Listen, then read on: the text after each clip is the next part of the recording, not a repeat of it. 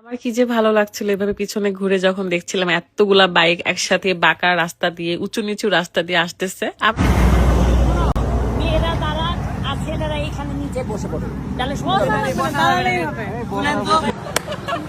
বিষয় হচ্ছে আমি ভিডিও অন করে দেখি যে ভিডিওই হয়নি, কি একটা বিষয়। এখন হচ্ছে আমরা বনপাড়া রোডে ব্রেক দিয়েছিলাম কারণ আমাদের ব্যাগ হয়ে গেছিল ঢিলা, আবার ব্যাগটা ঠিক করে নিলাম। যাই হোক, মেইন রোড এটা, অনেক চাপ। সবাই চলে যাবো এখন, আবার রওনা দেবো ইনশাল্লাহ। এবার ফারহানা বিথির কথা মতো বাইক চালাতে চালাতে টিকটক ভিডিও করতে গিয়ে প্রাণ হারালো শাওন। বিথিকে নিয়ে বিতর্ক নতুন কিছু নয়।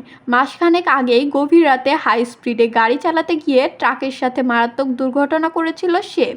সেই দুর্ঘটনায় দুমড়ে মুচড়ে গিয়েছিল বিথির শখের গাড়ি। কপাল ফেটে যায় আর বেঁচে ফেরে একটুর জন্য। এর আগেও বিথির স্বামী রাদও একইভাবে ভয়াবহ অ্যাক্সিডেন্টে পড়েছিলেন। সেই ঘটনাতেও একটুর জন্য বেঁচে গিয়েছিল রাদও। এতগুলো ঘটনার পরও নিজেদেরকে কোনো শিক্ষা নিতে পারেনি কেউই। তারপরও বিথির সিদ্ধান্তে বাইক চালিয়ে সাজেক যাওয়া। সবার আপত্তি থাকলেও বিথি নাকি সবাইকে রাজি করিয়েছিল। আর সেই সাজেক যাওয়ার পথেই ঘটে যায় মর্মান্তিক দুর্ঘটনা। হাই স্পিডে বাইক চালিয়ে টিকটক ভিডিও করার ফলাফল ভোগ করতে হয় শাওনকে। এক মুহূর্তের ভুলে একটি তরতাজা প্রাণ ঝরে গেল।